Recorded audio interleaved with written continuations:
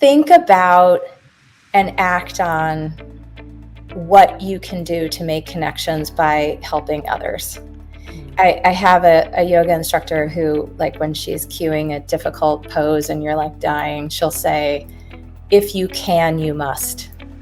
And so I think that, we all can. And the truth is that help and kindness is what makes the world better. And it actually makes us happier by having human connections. And with all of the, isolation we've all gone through, we do need to be overt. So I would ask you to do something tangible, do it today, do it again tomorrow, follow up, try to make it a habit. I think it will pay back for you in dividends. Welcome to the Warriors at Work show. This is Gina Coomber, your guide and host.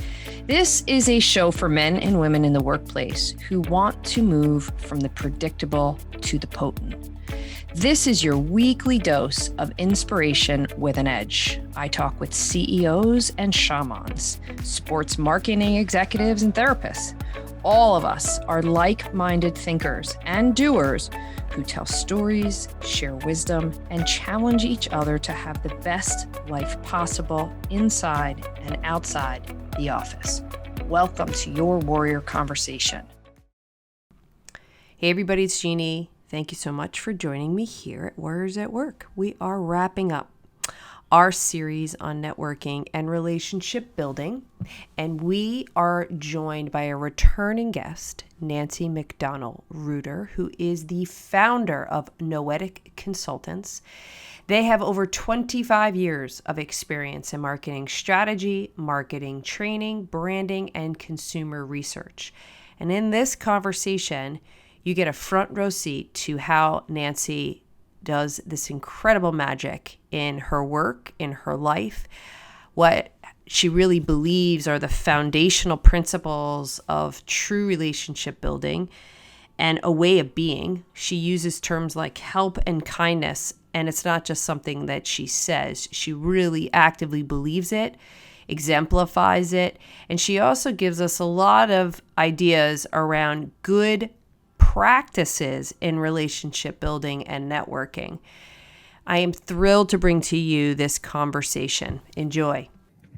Nancie, thank you so much for coming back to Warriors at Work. Oh, thank you for having me. I can't wait to hear your perspective on this subject of networking and relationship building. And I was so thrilled that you were available to do this because I know you have a tremendous amount of wisdom for this conversation. So with that, I'm going to jump straight in because you're a founder and CEO of a 22-year-old organization called Noetic Consultants, and you're really the go-to expert for marketing strategy, marketing training, branding, and consumer research. I mean, for companies like AT&T, Discovery Channel, Georgetown University, Nike, just to name a few. And so you have to be steeped in this idea of networking and relationship building to continue to expand and evolve your business. So tell us your mindset, your philosophy around this. Yeah, it is honestly one of my very favorite topics. So I'm just thrilled to be here, and I have so much to say on the topic. It certainly has been the lifeblood of building and sustaining Noetic really since its inception, and a total passion of mine. So that's helpful that I actually really like it. I was doing it organically for a long time, and much later than the time that I started doing it, I codified my thinking and my philosophy around it. And that actually happened as a consequence of being asked to do a speech on the topic. A good friend and contact asked me. And at first I thought, who am I to speak on this topic? But then I realized I knew a lot, actually. So I would say that the best way to describe my mindset is captured in one of the core values of my company, Noetic, which we call help and kindness. And we have operationalized it into the way we work. And it's all about leading with helping. Start by doing something for someone without, and this is very important, a specific expectation of what you're going to get from it yourself. So when you do that, a few things happen. First of all, you're able to build trust. You really are, secondly, adding value really to everyone involved. And it tends to inspire other people to do the same. Now, this is not 100% the case, but most often it's the case that help and kindness breeds more help and kindness. And at a practical level, it has also been very good for business over the years because people want to do business with people who are helpful, people who add value, and people they feel they can trust.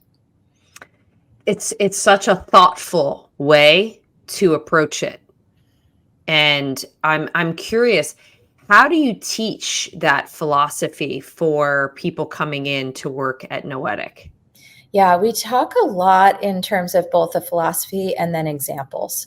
And we share examples with one another weekly, sometimes daily, of things that we're doing in our own networks. We do shout outs for each other. And importantly, we do help and kindness for each other as well. So it just becomes a really ingrained part of how we think and how we work. And it's not necessarily something that people come with. Some people do, but they quickly come to know that it's a way of working. I love it. You shared something with me when we were preparing for this conversation that I want to dig into. And it's be mindful of where meaningful things will come from. Yeah. So I would say that's, a glass half full way of saying, be mindful of where you spend your time and your energy. And as we say, when we're working on brand strategy with clients and we're helping them define their audiences, if you are for everyone, you're really for no one. You're not able to serve everyone well. So you need to be clear on who you're serving, who you're helping, so that you can show up well. And you do have to watch out for what I would call takers. One of the great books on this topic is by Adam Grant called Give and Take. And he has a very research-backed, results-driven philosophy that the top 20% of people who are successful in business are givers. And importantly, the bottom 20% are also givers. And those bottom 20% people, it's because they're not doing it strategically. And it's because when you're not doing it strategically and you don't have any boundaries over the way you're helping and who you're helping, there are people in the world, it's a minority, who will just take. And they can kind of smell it off of you. Like if you're someone who has no boundaries, there are some people who just will choose to take advantage of that. So you need to be mindful on who you're helping, and also what actions you're taking on someone's behalf. For example, if you're connecting to people, do you know them well enough to know that there's value there on both sides? Don't make the connection if you're really vague on whether or not there's value there, because you're going to end up potentially wasting people's time or leading to confusion. Or if you're vouching for someone, perhaps you're recommending somebody to be able to get referred or to be able to get a job. Do you know them well enough to vouch for them? Because this is your reputation as well. I can't tell you how much what you just said resonates with me. When I think about too, even like starting my business, so I'm 19 years in, and when you first start, you're just like, you're throwing nets in every direction, right? You're in the transaction of it. And it took me a while to figure out that it's less transaction and much more, how can I be thoughtful? How can I be gracious? How can I extend acknowledgement and thank you? How powerful just saying thank you is as a networking approach. And acknowledging people, it engenders so much of what you're talking about. And I think it's missed in many, many ways, which we're going to get into. Because I'm also curious, do you think that there is a distinction between networking and relationship building? So how do you define them? Yeah, I would say that relationship building has more depth and meaning and thought behind it. Whereas networking, I would say, is more transactional. And it's okay to be transactional at times, but when you really create meaning, then you have the basis for a deep relationship. And when you take time to really care what people are dealing with, and to really learn about them, and they can really see in your words and deeds that you care and you're taking that time, I think it's just at a whole deeper level. So I can share a couple quick examples. So I'll go off of yesterday. So yesterday I spoke with one contact of mine, and I learned all about how his daughter is finishing up her senior year in college and her final lacrosse season. And so I know now that it's a big spring for him and his family. And so I'll make sure that I, follow up and reach out to acknowledge this to him. And he's a strategic partner for Noetic, so we seek to refer one another. I spoke to another contact of mine. It's her birthday this week, so we talked about what she was going to be doing to celebrate her birthday. And I will be sure to follow up with her on her birthday and wish her a great day. She's a former employee of Noetic, and she's someone who could become a client. She could become an employee again, or who knows. I talked to another person yesterday, a senior marketer, who has to lay people off today. And so I reached out to her first thing this morning. I sent her a text. I helped her know I was thinking about her. I helped her talk through it a bit yesterday. Now, this is a person who's actively trying to bring us in to help with their brand portfolio. So hopefully you see in the examples, like it's not willy-nilly. It's not at that surface level of just a quick give and get, but rather it starts with the personal side of things. And it's not always one-sided, Jeannie. Sometimes it is, but these are people who have helped me as well, or they're willing to help me at various times. So they may help me find referrals. They may help me find talent for Noetic. We're always looking for strong strategic marketers who embrace our values. So I think relationship building, it's warm. It's ongoing. You're personally invested. You follow up and you follow through. I think networking, there is a time and a place, as I said. I think it's more transactional. I think it's usually a one and done. And I think at times it can leave some unrealized value. I think the other thing that you're hitting on, which I think is one of the reasons why a lot of people are allergic to networking, is they're like, that takes a lot of time. Mm-hmm. It does. The connection part is the transaction.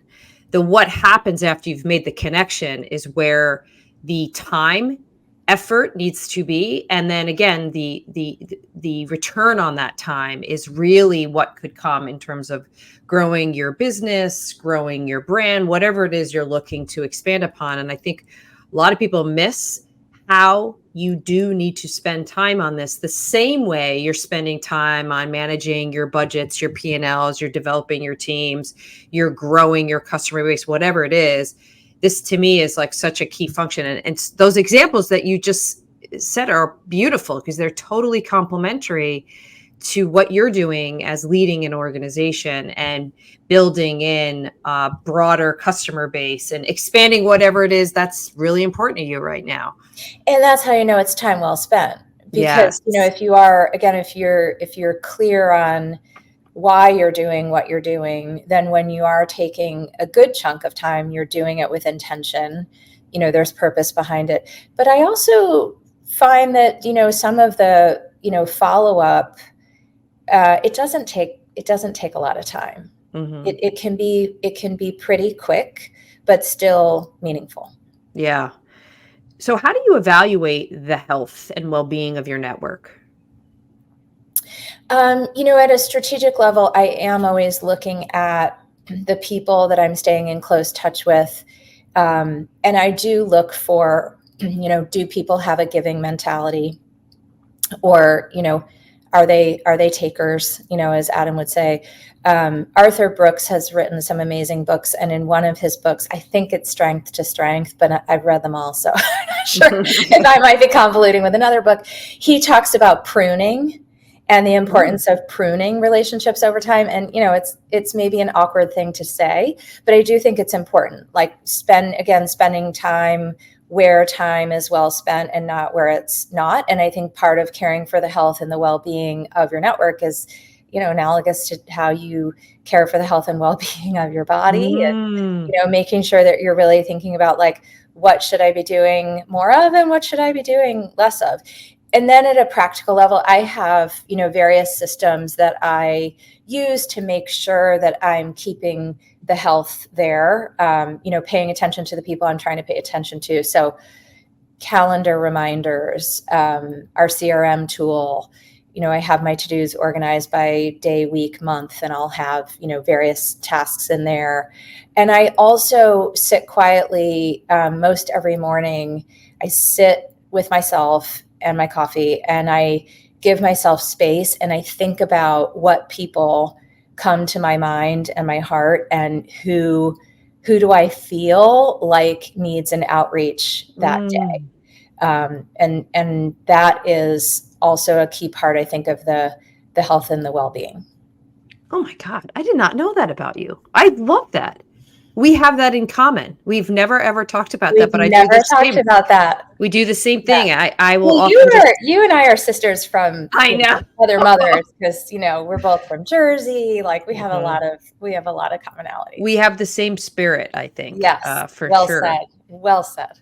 You also talked about, and this is one of the things that I really notice is such a distinguishing characteristic of yours, is not only do you do really, really thoughtful introductions, but your follow-up and follow-through is very, very exceptional. And this, to me, if I were to circle one thing, I think so many people miss this, is the importance of being thoughtful when you're making introductions. And then how do you keep the thread going? How do you make sure that conversation is becoming something? And if it's not, to circle back. So I'd love for you to share your perspective and your best practice around this. I do have a very specific philosophy on how I do it. And I agree. I do think some people can miss it. They might say they're going to make an introduction and then they forget, or they do the kind of the throwing it over the wall. So I believe in what I call the double opt-in. So I don't make an introduction unless each and both of the people agree to it. Now, as you would imagine, like that takes a little bit more time to get it done, but I tell people that up front. So when the idea of it comes up, I'll be clear about the fact, like, okay, it seems like a good idea that I can introduce you to so-and-so. I'm going to check with them first, though, and make sure that they also think it's a good idea and that it's a good time for them.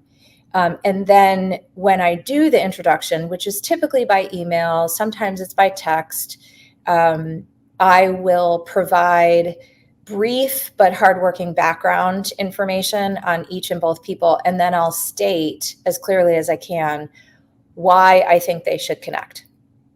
So everybody's clear on what value I see. And then I would say this is, definitely the minority of the time, but there are times when it's a really critical introduction of some sort where I will actually attend that meeting. Now, I don't do that every day, but there are times when it feels appropriate to do that. If the stakes are higher, there's something, specific about it that I think might make it tricky in some way. And then very importantly, I follow up later and I ask, were you able to connect yet? And how did it go? And that's also key because, sometimes somebody dropped the ball. Sometimes they had a great connect and they're moving on with something, but they didn't remember to tell you.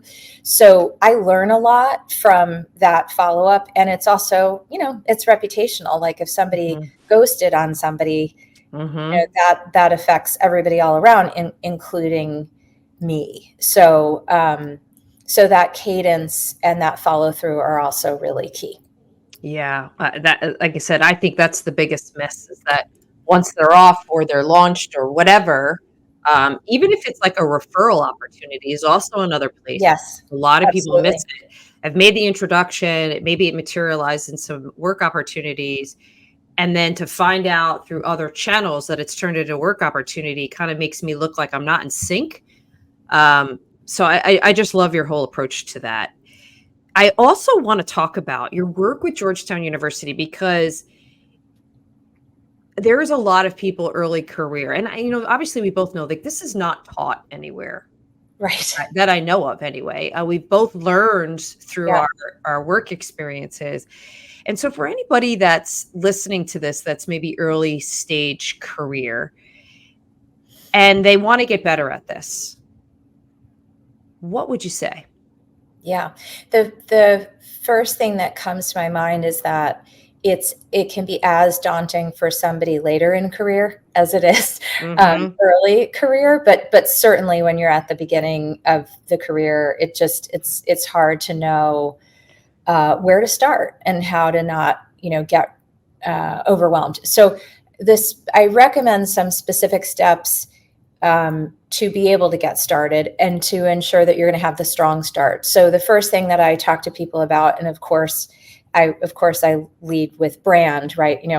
Know your own brand. What do you stand for? How do you intend to show up? That's a really important part of being able to ensure that you're going to show up as the person you intend to be as you're making those connections. And then secondly, I encourage people to really make a plan. It can be, 3 to 5 people from a start, but, look at who you know and determine who you want to reach out to. And then very importantly, what do you want to give and what do you want to get? And no matter how junior you may be, you have something of value to give. And no matter how few people you feel like you might know, you know people who know people. So it might at first be reaching out to some of your parents' friends who might be in a position to be of help to you. And even if you're looking, networking can be done for all kinds of reasons. A lot of people immediately think of like, I want to make a career change, and so I want to network. But there's also the ability to be mentored. There's also the ability to look at, what else is out there on the horizon in my industry or in my function. It can be for the sole reason of trying to make friends. That's a perfectly great reason. So there's a lot of reasons people do it. So know how you want to show up or know your brand. Make a plan, actually make a list of people you want to reach out to, get clear on what you would ideally like to give, what you would ideally like to get, and then make a schedule for yourself of how you're going to do that outreach over time. I also have like a whole bevy of things that I suggest to people to both get it going as well as to keep it going. The biggest thing is when you meet with someone, ask good questions, lead with listening, and listen for how might I be able to be of help. Always within what people are telling you, there's those gems of how you might be able to help. Who do you know that you might be able to introduce them to? It doesn't even necessarily have to be a business thing. Maybe you're talking to someone and they're very passionate about food and you're a foodie and you know a great restaurant and you follow up and you help them know this great place you know of, right? So leading with listening and really being clear on why you're talking to the people that you're talking to, and then the follow-up as we talked about. Oh, I love that. Well, when you think about just the arc of your career, and just as you're such a savvy relationship person, just generally, is there an experience where you had this moment where you're like, this was a really influential networking relationship building experience? So share an example for us. Yeah, I'm going to take you way back. I wonder sometimes now, I don't know if it's just because I've retold it to myself, but I wonder if this is why it kind of got into my heart at such a young age. When I was out of undergrad, it was a bad economy. I struggled to find a job that was, where I wanted to be. And I decided to pursue an MBA because I knew or I thought I wanted to go into marketing, but I didn't have any of that in my background. So I started attending networking events for MBA programs. And I was living in the DC area at the time, and I went to a happy hour that University of Chicago, the booth, it wasn't booth at the time, but the booth MBA program was throwing. And I happened to get into a small group. You know, you're standing there awkwardly with like your wine and your snacks and trying to balance it and not talk with your mouth full and not spill. And I end up with the dean of admissions. God. And he was very warm and very kind. And after our short discussion, he handed me his card and he said, if you want to come interview at University of Chicago, contact me and I'll interview you. And I did it. I had a job where I got very little time off. So I like took the overnight train to Chicago, didn't sleep, you know, put my suit on at a friend's house and went over. And I got in, and I'm not saying that single-handedly was the thing, but I have to think it helped. And that really set my career on a certain trajectory that I just cannot, I can't put words to, you know, the value that brought to my life. And you know what? He didn't have to do that. I will tell you, it was both kind and strategic. University of Chicago needed women. I expressed my interest in marketing. They were trying to strengthen their marketing program. So it was strategic on his part, but it was also kind. So that was a super formative thing for me. And I think a great example of just the amazing things that could happen when you take the moment to make a connection. I love that story. You can just picture me in my little suit, you know, over there. I'm getting so many flashbacks of just, oh my goodness. Okay. You know, the other thing that I was thinking about is these are skills that we're talking about. Of course, we're using them in a business context, but how do you use them outside of the quote unquote work environment? How is it helping you in your life? Yeah. I don't really differentiate.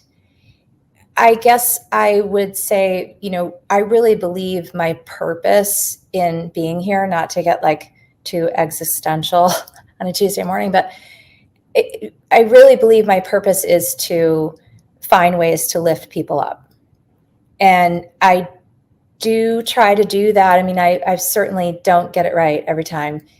But I try to do that in my personal life as well as in my professional life.